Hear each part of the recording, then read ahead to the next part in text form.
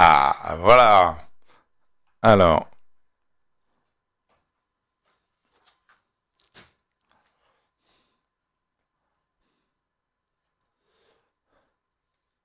voilà, en ce premier jour du mois de juillet, nous continuons notre méditation de la parole et nous pouvons demander à l'Esprit Saint, comme chaque jour, que ce soit lui qui soit notre guide, que ce soit son amour qui brûle en nos cœurs, tandis que nous allons méditer la parole, pour que cette parole vienne rayonner dans notre vie, habiter notre vie et nous transformer dans le Christ. Ô Seigneur, envoie ton esprit, qu'il renouvelle nos cœurs, qu'il ouvre l'intelligence de notre cœur à ta parole et qu'il vienne faire toutes choses nouvelles en chacun de nous. Voilà, ce matin, nous allons lire le chapitre 8e de Saint Matthieu, les versets 28 à 34. Une nouvelle rencontre avec Jésus, et de Jésus avec un homme possédé ou deux hommes possédés. En ce temps-là, comme Jésus arrivait sur l'autre rive dans le pays des Gadaréniens, deux possédés sortirent d'entre les tombes à sa rencontre. Ils étaient si agressifs que personne ne pouvait passer par ce chemin. Et voilà qu'ils se mirent à crier « Que nous veux-tu, Fils de Dieu ? Es-tu venu pour nous tourmenter avant le moment fixé ?» Or, il y avait au loin un grand troupeau de porcs qui cherchait sa nourriture. Les démons suppliaient Jésus, « Si tu nous expulses, envoie-nous dans le troupeau de porcs. » Il leur répondit, « Allez. » Ils sortirent et ils s'en allèrent dans les porcs. Et voilà que du haut de la falaise, tout le troupeau se précipita dans la mer et les porcs moururent dans les flots. Les gardiens prirent la fuite et s'en allèrent dans la ville annoncer tout cela, et en particulier ce qui était arrivé aux possédés. Et voilà que toute la ville sortit à la rencontre de Jésus, et lorsqu'ils le virent, les gens le supplièrent de partir de leur territoire. Alors, nous sommes toujours, il y a eu la charte du royaume dans sa première partie, avec une conclusion, elle est invivable, et Jésus qui retraverse le lac et qui arrive au pays des Gadaréniens.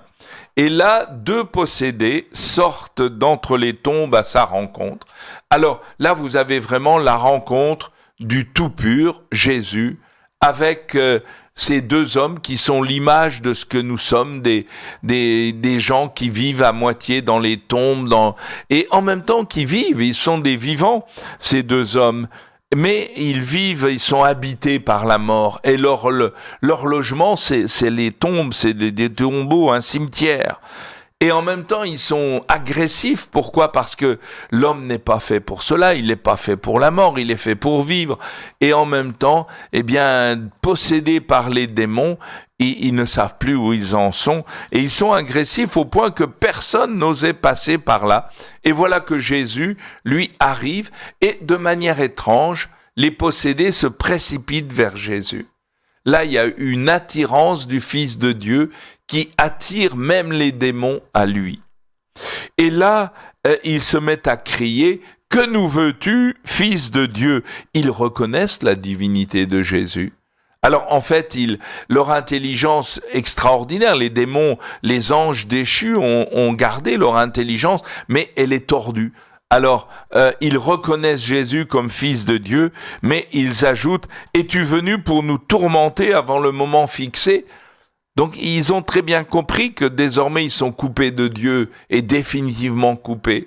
Mais face à cette question, eh bien, ils vont dire à Jésus « Mais si tu veux nous chasser, envoie-nous dans ce troupeau de porcs qui est là en face de toi, en face de nous. » Et Jésus les laisse partir. Alors faut savoir qu'en Israël, à ce moment-là, en Terre Sainte, les cochons, c'est vraiment l'animal impur par excellence. Et on ne mange pas de porc, et le porc, on n'en approche pas. Et voilà que tous les démons vont habiter dans ces cochons. Et les cochons habités par les démons, eh bien, ils vont se précipiter du haut de la falaise, et tout le troupeau va mourir dans le lac.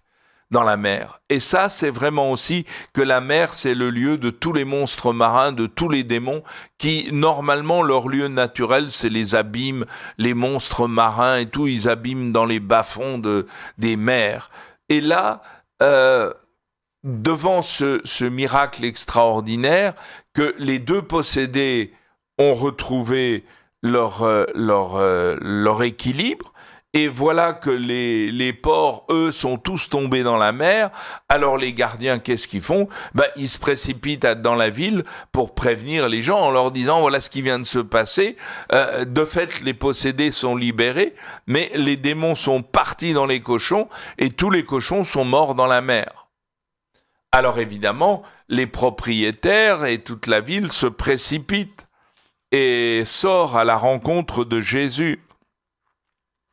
Et là, c'est quand même étonnant, car tous ces gens-là, ils vont demander à Jésus de s'en aller. Et cela doit nous conduire, nous aussi, à réaliser que le Seigneur, il veut nous libérer de tous nos démons. Il veut que nous puissions retrouver l'état pour lequel nous sommes faits, c'est-à-dire des hommes faits pour entrer dans l'intimité divine, de vivre une union à Dieu, en communion avec le Seigneur et en communion les uns avec les autres. Mais pour cela, il faut être libéré de toutes nos addictions, de tous nos démons, et oui, cela va bouleverser notre vie, cela va bouleverser notre équilibre social, etc. Les gens de cette ville, qui d'ailleurs ils ont quand même perdu tous leurs cochons, ils n'ont pas envie de se laisser transformés par Jésus, et ils vont dire à Jésus, mais maintenant va-t'en, tu nous gênes, tu remets en cause trop de choses en nous. Et là, je crois qu'il y a une interrogation pour nous tous. Est-ce que nous sommes prêts d'abord à accepter que Jésus détruise tous les germes de mort qui nous habitent, que nous puissions en être libérés, car en chacun de nous, il y a des germes de mort qui traînent, c'est sous ces démons qui sont venus nous habiter, et souvent il y a une odeur de mort qui règne en nous. Le Seigneur, il vient nous en libérer totalement, mais cela va entraîner un changement de vie nécessaire. Et sommes-nous vraiment prêts à changer de vie sans savoir où ça nous conduira ? D'ailleurs, regardez dans l'Écriture, lorsque Dieu appelle Abraham, « Va là où moi je te conduirai ». Et ça a toujours été le cas. Lorsque Dieu appelle quelqu'un, il faut accepter de se laisser conduire par lui. Et lorsque le Seigneur vient en nous, c'est l'Esprit Saint qui va nous conduire là où le Seigneur veut, c'est-à-dire dans cette plénitude de vie pour laquelle nous sommes faits. Mais il faut que nous soyons prêts à changer de vie, à balayer notre vie passée pour construire cette vie nouvelle dans le Christ pour laquelle nous sommes faits. Alors ce matin, je vous invite vraiment à demander au Seigneur ce changement radical de vie et surtout cette libération des germes de mort qui peuvent nous habiter pour commencer une vraie vie nouvelle qui va nous permettre d'entrer dans l'intelligence de la charte du royaume pour en vivre réellement. Je vous souhaite à tous une belle journée, mais qui risque d'entraîner beaucoup de changements dans votre vie.